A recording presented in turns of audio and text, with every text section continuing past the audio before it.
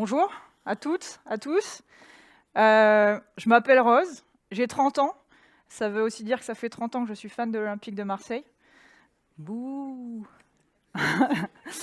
J'ai commencé ma carrière en tant qu'ingénieur dans les systèmes embarqués, avant d'être embarqué dans les systèmes. Et maintenant, ça fait 4 ans que je suis dans la data, d'abord en tant que data ingénieur et maintenant en tant que data engineering manager. Mais aujourd'hui, je ne vais pas vous parler de l'Olympique, je ne vais pas vous parler d'électronique, je vais vous parler de souveraineté numérique. Avec 4 objectifs pour moi aujourd'hui. Un, proposer une définition, et vous allez le voir, la souveraineté numérique peut se décliner de différentes façons. Vous partagez le fait que ce soit un enjeu majeur pour la liberté des individus et l'autonomie des entreprises. Proposer des solutions qui tiennent compte de ces enjeux. Et enfin, prendre du plaisir et partager. C'est la première fois que je me prête à l'exercice du talk, donc petite pression. Et qui plus est sur un sujet qui est nouveau pour moi. Donc voilà, n'hésitez pas à faire vos feedbacks sur le site du DevFest et l'application mobile également. Allez, la souveraineté numérique, définition. Donc là, j'ai repris la définition de Gérard Longuet, qui, dans son rapport pour le Sénat en 2019, l'a définie comme la capacité autonome d'appréciation, de décision et d'action pour l'État dans le cyberespace. Qu'est-ce qu'il est important de noter ici? Un, le cadre de jeu, le cadre d'exercice, qui est le cyberespace, qu'on va essayer de définir juste après. Et la deuxième chose, qui est le sujet majeur, dans cette phrase, c'est l'État, mais on le verra, ce n'est pas le seul acteur dans le cyberespace. Donc comment le définir, ce cyberespace? Ok, donc mes animations ne marchent pas du tout, il peut y avoir des trucs un peu chelous au fur et à mesure du coup. J'espère que les skip slides ont marché par contre, on verra ça. Donc le cyberespace peut se décomposer en 4 couches. La première couche, ça va être la couche plutôt physique, des socles matériels. Donc on va retrouver les câbles, les réseaux, les data centers, le matériel informatique, les antennes. Ensuite, on va avoir la couche des applicatifs. On va retrouver toute la partie soft, les OS,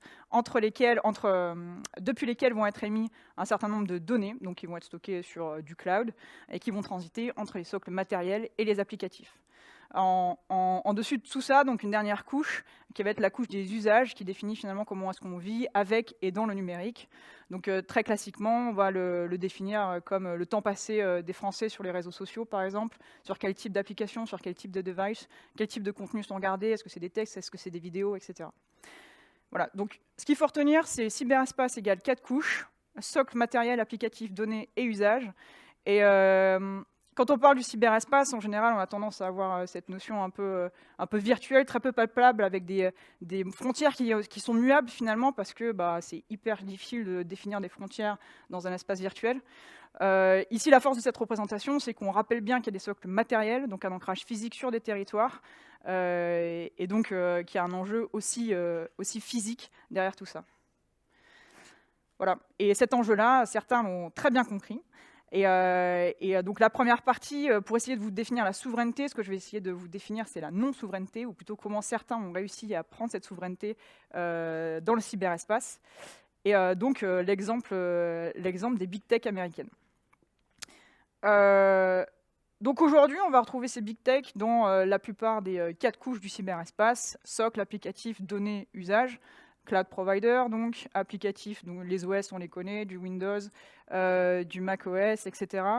Les données, on va avoir des AWS, GCP, Azure, avec, je pense qu'ils occupent, je ne sais plus si j'ai mis le slide, et j'avais mis le slide initialement, je l'ai supprimé.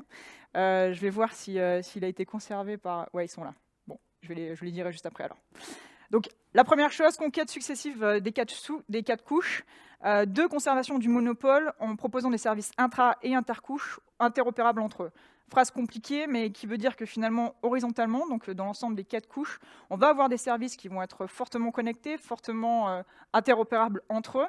Bien sûr, potentiellement qui ne sont pas standards et interopérables avec la concurrence.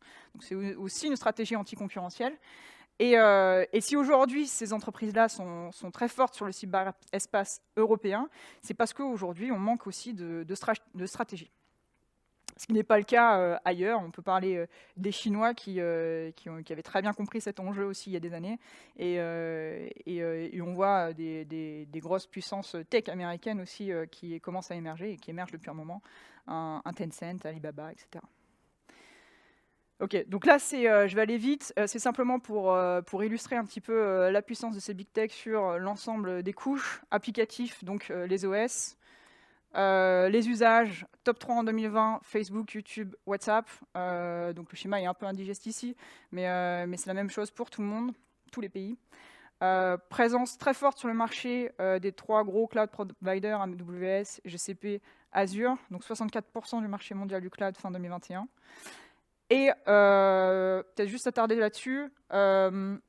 Jusqu'ici, je pense que vous aviez tous plus ou moins bien en tête cette suprématie sur les 3 couches applicatives, données et usages.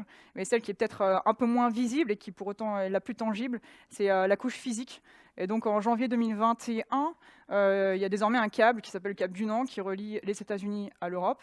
C'est un câble qui a été entièrement financé par Google.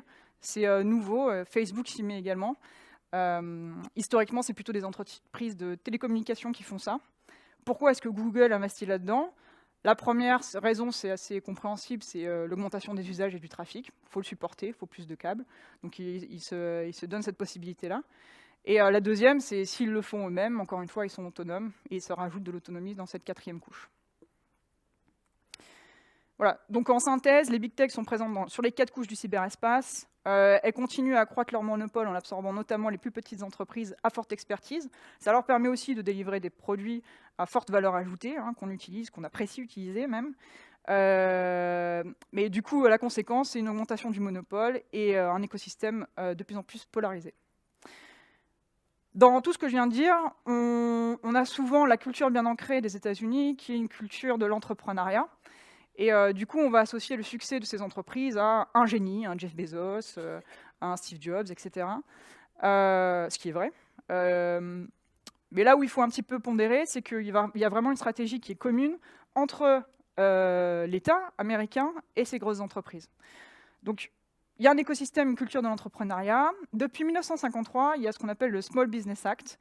Donc c'est tout simplement l'État américain qui réserve une certaine part des marchés publics aux petites entreprises, donc aux PME ici en France, pour leur permettre d'émerger.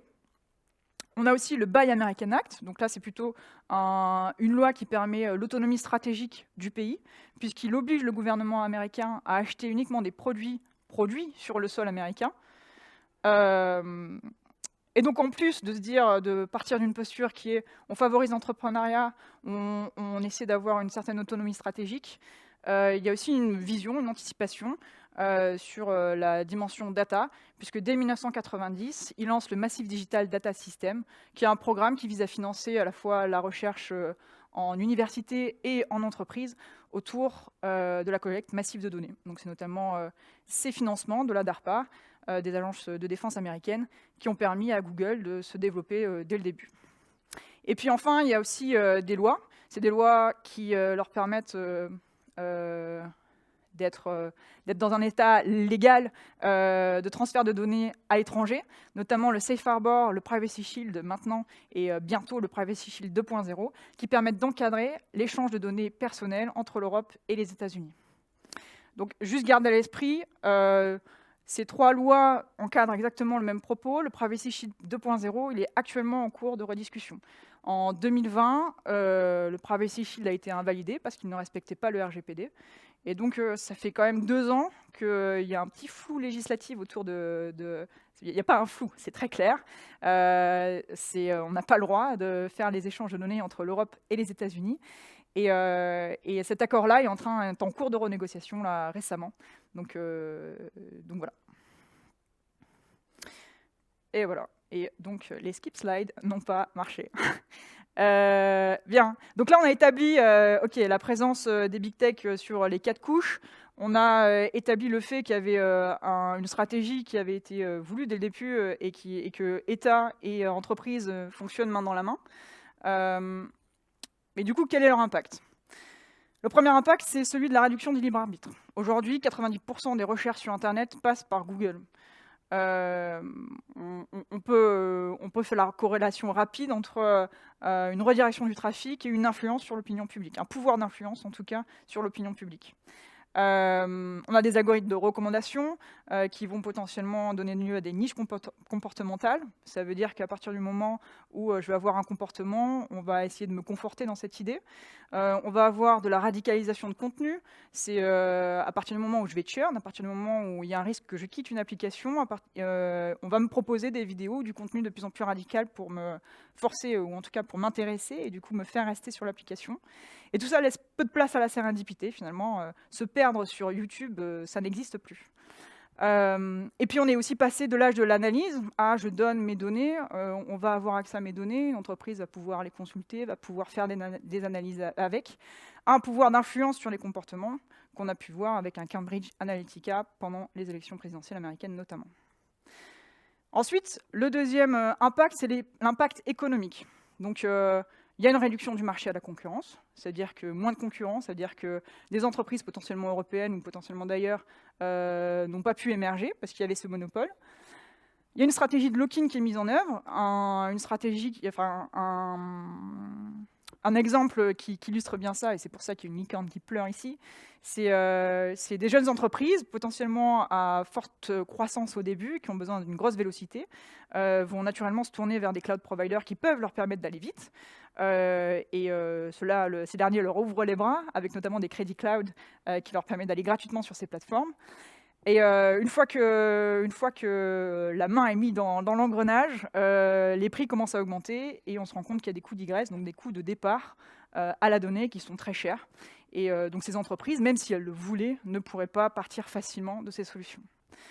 Et puis la dernière dimension, c'est l'évitement fiscal. Donc si on regarde une étude réalisée par l'ONG ActionAid, les pays du G20 auraient pu percevoir 32 milliards de dollars de taxes supplémentaires si les GAFAM avaient payé leurs impôts en Europe.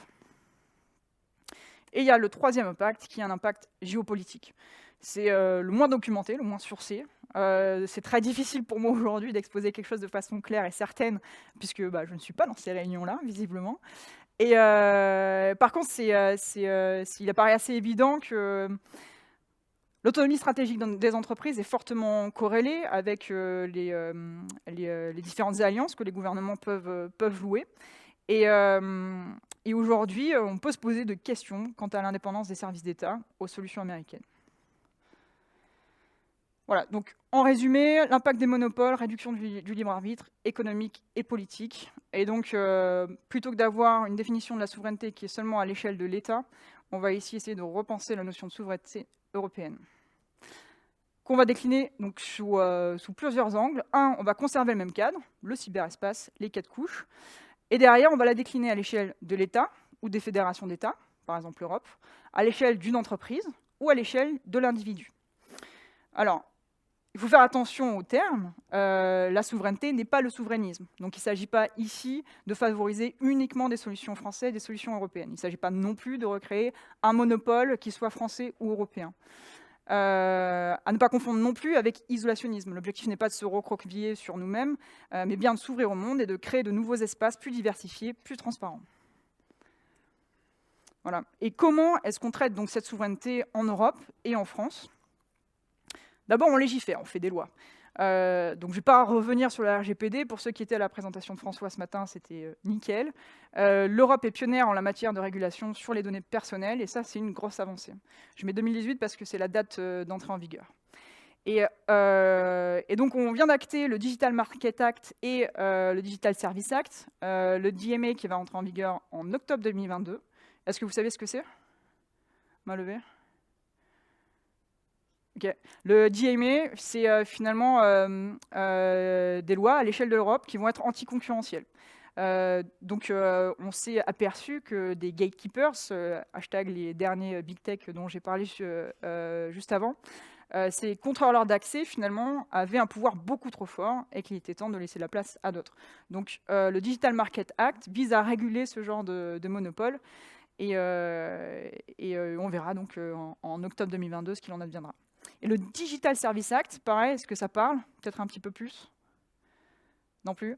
Le Digital Service Act, c'est quoi ? C'est une loi qui va rentrer en vigueur en 2024 et celle-ci, elle vise à réguler finalement les lois dans le cyberespace de la même façon qu'elles le sont dans le monde du physique, quoi. Ce qui est interdit offline le sera aussi online. ambitieux. Ensuite, il y a une deuxième dimension qui est le financement. L'Europe, la France investit dans les entreprises, c'est clair. En revanche, ce n'est pas suivi d'actes cohérents. Quand je dis d'actes cohérents, je parle notamment d'orientation des marchés publics vers la commande européenne. On n'a pas de Buy European Act, comme les Américains ont un Buy American Act. Okay, donc là-dessus, sur ce type de règles, on ne se bat pas vraiment à armes égales. Et ensuite, évidemment, même si on dépense de l'argent, même si cet argent dépensé, finalement, sert à des entreprises qui, eux-mêmes, vont aller investir sur des entreprises américaines. Donc, on ne profite même pas, ou très peu, de la fiscalité qu'on pourrait avoir en taxant ces entreprises. Et puis, le dernier axe, qui est un petit peu exploité, mais peut-être pas assez, c'est la partie technologique. Donc on pourrait très bien se dire, à partir du moment où on légifère, on va outiller les entreprises, on va aller plus loin que des guidelines qui sont déjà bien étoffés pour les aider à se mettre en compliance. On pourrait également fédérer autour de solutions communes à l'échelle de la France, à l'échelle de l'Europe, mais ce n'est pas chose aisée. Et là-dessus, j'ai pris quelques exemples. Est-ce que CloudWatt et Numergy, ça parle à du monde, l'un ou l'autre? Yes, un petit peu. Donc ça, c'est deux initiatives de cloud souverain français qui ont été lancées dans les années 2000-2010, qui ont échoué malheureusement. Donc intention louable, exécution qui peut être remise en question pour plusieurs raisons. D'abord, on s'est appuyé sur des acteurs qui étaient super jeunes dans le monde du cloud, alors qu'on avait d'autres entreprises qui étaient déjà présentes sur le marché beaucoup plus matures, OVH, Skyway pour ne pas les citer. Pas de redirection de la commande publique. Donc finalement, on n'entretient pas le carnet de commandes. Pour faire une image, c'est comme si vous aviez des potes qui vont ouvrir un café. Vous êtes super emballés, vous aimez le café, vous investissez dans leur bar, dans leur café. Le jour où ça ouvre, vous allez au métro d'en face et vous allez au Starbucks. Je ne pense pas que ça plaise beaucoup à vos potes. Et surtout, ça n'aide pas le business à se maintenir. Deuxième initiative, c'est GaiaX. GaiaX, c'est une initiative européenne, initialement pour faire du multi-cloud, avoir un multi-cloud souverain européen, qui a au fur et à mesure évolué vers la rédaction de standards et qui, aujourd'hui, a du mal à sortir quelque chose de tangible et qui s'est fait peu à peu happer d'influences positives d'autres compagnies. Et puis dernièrement, il y a une initiative, l'initiative bleue, qui a été lancée avec le label Cloud de confiance. Donc c'est un cloud de confiance, c'est un cloud qui répond à plusieurs contraintes, à plusieurs obligations, notamment le SecNum Cloud. Mais l'objectif, c'est bien de s'extraire des lois extraterritoriales des autres pays. Et donc, la décision a été prise de former une combinaison de Capgemini, d'Orange et de Microsoft. Donc, il y a certaines erreurs qu'on a répétées. Et on peut se poser la question également d'un cloud souverain avec un Microsoft à l'intérieur. Et j'espère qu'on pourra y arriver. OK. Et du coup, quelles actions pour les entreprises ? Alors, je l'ai composé en 3 dimensions. 1, reconstruire les imaginaires. 2, intégrer les enjeux d'autonomie technologique à la stratégie. Et préserver le libre arbitre des utilisateurs. Peut-être pas par ordre de priorité, mais il faut prendre en compte les 3. Donc, reconstruire les imaginaires. D'abord, déconstruire le mythe américain. Arrêtez d'aller boire son café au Starbucks, où vous pouvez y aller, il y a des choses qui sont bonnes, mais peut-être pas tout le temps. Allez voir le café de vos potes, reprendre confiance en nous. On a fait des super projets, on a des super ingénieurs, hommes et femmes. On peut construire des belles choses, il faut avoir confiance en nous. Faire de la liberté individuelle des collaborateurs et des utilisateurs une priorité. Créer une offre différenciante où éthique et transparence font légion. Légion, ça sous-entend dans la façon dont vous mettez à disposition vos produits, dans la façon dont vous les construisez, il faut intégrer ces notions-là. Et dans les partenariats que vous créez, c'est aussi une dimension qu'il faut prendre en compte. Valoriser la seniorité en engineering pour d'abord garder vos bons ingénieurs, et puis pour en attirer de nouveaux, et intégrer les doers aux prises de décision. Donc éviter d'être séduit par des beaux PowerPoint que clairement je ne ferai pas pour prendre vos décisions. Et la dernière dimension, qui est plutôt la veille, concurrentielle, Concurrentiel, pourquoi? Regardez, inspirez-vous de ce que font vos concurrents sur le marché, potentiellement pour copier, potentiellement pour avoir un avantage concurrentiel également. Législatif, pour anticiper les lois, comme un DMA, comme un DSA. Et puis technologique, pour la stabilité, la vélocité et la développeur expérience. Ensuite, on a une partie autonomie stratégique. Donc si on se remet sur les deux couches, applicatives et des données, on peut mettre en œuvre plusieurs choses. Sur la partie outils collaboratifs en entreprise, pourquoi ne pas s'affranchir d'un Teams, d'un Google Suite et y aller vers un Waller ou un Jamespot, deux suites collaboratives françaises. Pareil sur la partie couche de données. On a des cloud providers très puissants, très forts. Je ne dis pas de les enlever, simplement peut-être combiner leurs forces avec d'autres forces, ne pas mettre vos œufs dans le même panier, et aller vers une architecture plutôt multi-cloud, avec un Clever Cloud, OVH ou Scaleway. Sur la partie principe d'architecture, je le disais juste avant, essayez peut-être d'avoir une approche multi-cloud, de standardiser le plus possible vos modèles de données, pour deux raisons. Un, favoriser la portabilité des utilisateurs, favoriser la portabilité des données des utilisateurs, donc leur permettre de switcher d'un produit à un autre facilement. Et puis, si tout le monde respecte ces standards, ça vous permettra aussi d'avoir des partenariats rapides avec d'autres entreprises et avoir une vélocité sur l'intégration de nouvelles solutions. Sécurité des infrastructures et des applicatifs, évidemment. Qui dit autonomie stratégique dit sécurité.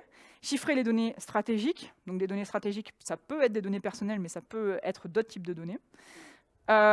Et assurer la réversibilité de vos choix. Donc à chaque fois que vous allez prendre la décision d'outsourcer des technologies, des méthodes, demandez-vous toujours quels sont les revers de la médaille et si jamais demain vous voudriez changer de décision, qu'est-ce que ça engage?